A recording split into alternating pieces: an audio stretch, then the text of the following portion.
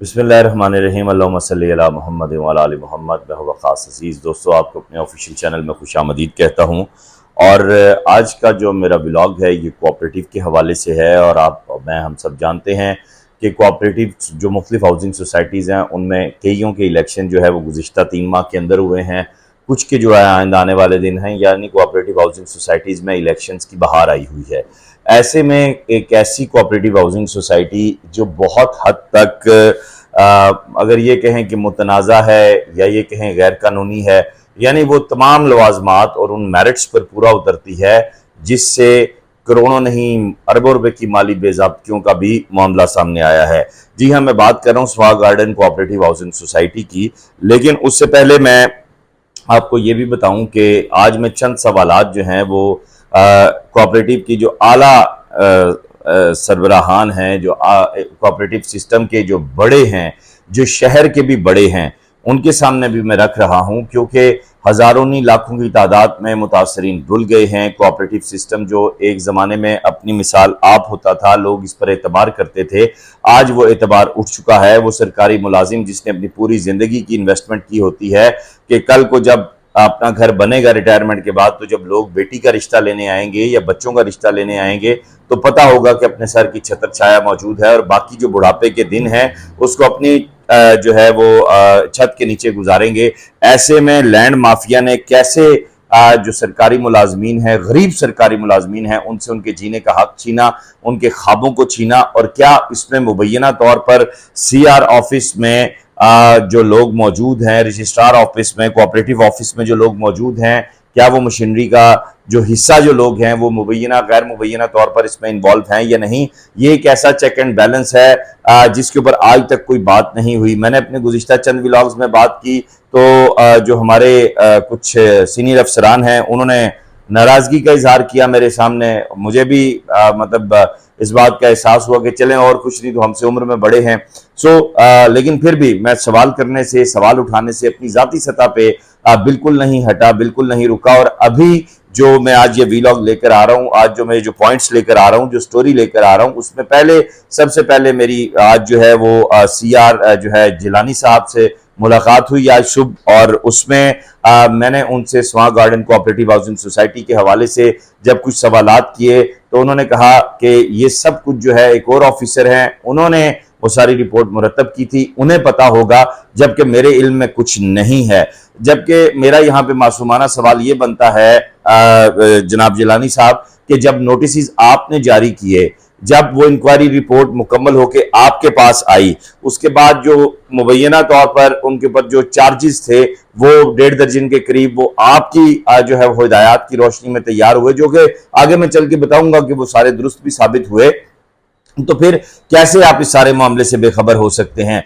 फिर उसके बाद ये कि मेरी सोर्स रिपोर्ट के मुताबिक मार्च में ये इंक्वायरी रिपोर्ट मुकम्मल करके swag garden cooperative housing society की जो MC जिसको नाअहल किया गया है, जिसको बरतरफ किया गया है, ये मार्च 2025 में जो है मुकम्मल करके दे दी गई थी, जबकि 2 हफ्ते पहले जो है ये सारा काम हुआ है। इस सारे अरसे का दरमियान में जो 3-4 माह का वक्फा आया है, तो CR साहब इसका जिम्मेदार कौन है?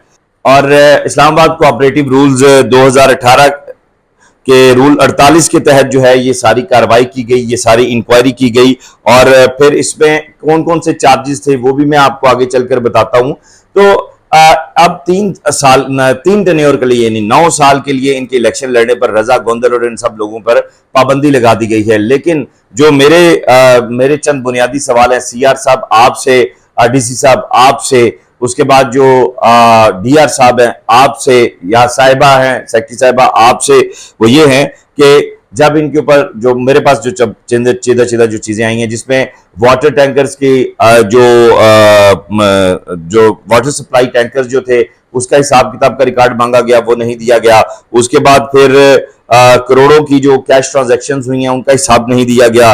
फिर कमर्शियल का ऑक्शन रोका गया, और लॉज के मुताबिक जो है वो कमर्शियल का ऑक्शन उसी सूरत में हो सकता है जब CR ऑफिस, यानी जो आपका रेगुलेटर ऑफिस है, कोऑपरेटिव ऑफिस, वहां से इजाजत ली जाए, उन्हें बताया जाए। जबकि ये लोग इतने बाइख्तियार हैं कि इन्होंने डायरेक्ट जो है वो इश्तिहार दे दिया, और वो फिर जब कोऑपरेटिव की जिम्मेदारान की नजर से गुजरा तो फिर उसको रोका गया।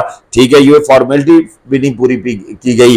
फिर उसके बाद जो है ये सीनियरिटी लिस्ट बिल्कुल मौजूद नहीं है, फिर माहाना रिपोर्ट्स नहीं जमा करवाई गई, फिर उसके बाद जो है एलओपी मंजूर ही नहीं करवाया गया, 1 है 2 है फेज जो भी है। अब एलओपी जो है वो जो है सीडीओ से मंजूर करवाना था। सीडीए से जब पता किया मैंने तो उन्होंने बताया जनाब कि जो है बिल्कुल किसी किस्म की कोई ग्राउंड पे वर्किंग ही नहीं है। फिर उसके बाद फिर जब ये सारी चीजें सामने आई और फिर मैं समझता हूं कि आईसीटी के एक बहुत ही जिम्मेदार ऑफिसर जिनके हाथों ये इंक्वायरी हुई, मैं उन्हें शाबाश देता हूं। और मैं समझता हूं कि ऐसे अफसरान पाकिस्तान की ब्यूरोक्रेसी का चमकता हुआ चेहरा है, इनके माथे का झूमर है। माइंदा व्लॉग्स में उनका नाम भी लूंगा, लेकिन अभी मैं नाम बवजूद नहीं ले रहा। उसमें सिर्फ और सिर्फ ये है कि चूंकि ये माफिया है और ये माफिया किसी ना किसी सतह पे फिर कोई नुकसान भी खुदा ना खासा पहुंचा सकते हैं, लेकिन ऐसे अफसरान ही की वजह से गरीब लोगों को इंसाफ मिल रहा है, उनकी दादरसी हो रही है। ये दर्द दिल रखने वाले अफसरान हैं, ये अच्छे लोग हैं, हमें इनके हाथ पांव मजबूत करने हैं।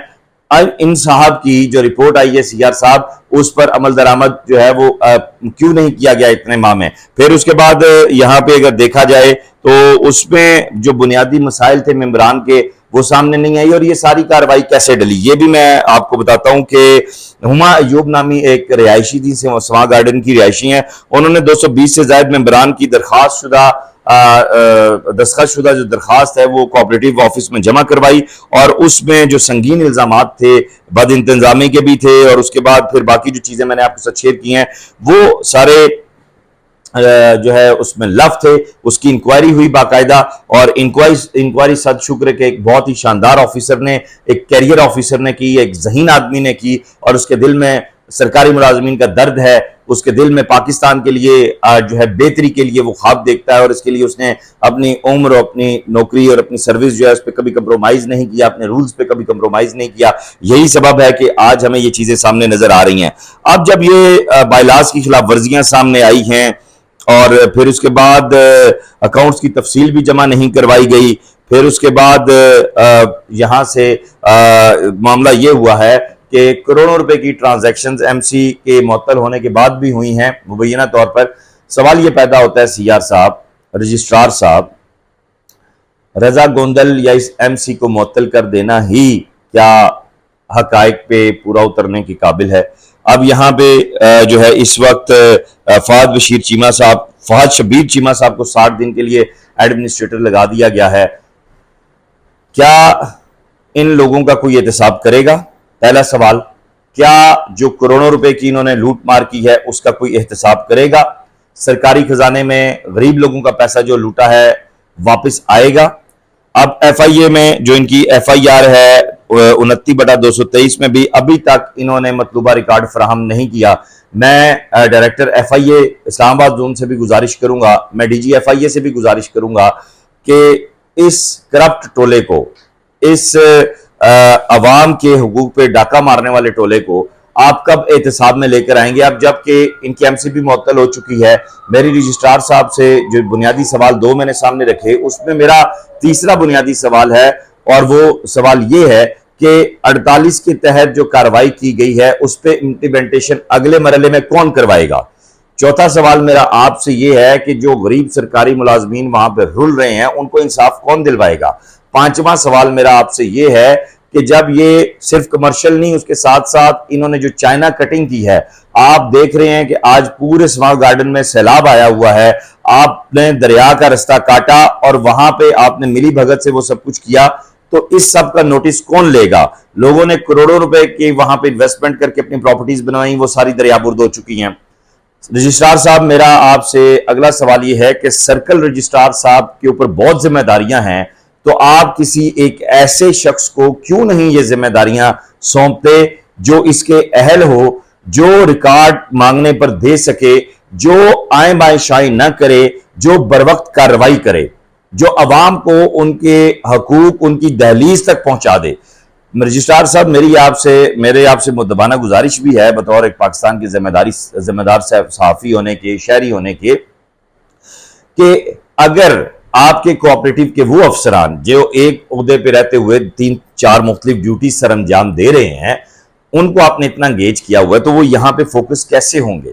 उनको प्लीज आप रिलैक्स करें। और इस शहर में ऐसे आला अफसरान मौजूद हैं जो बहुत पढ़े लिखे भी हैं, जो सारे सिस्टम को भी समझते हैं, जो रेवेन्यू रिकॉर्ड को भी समझते हैं।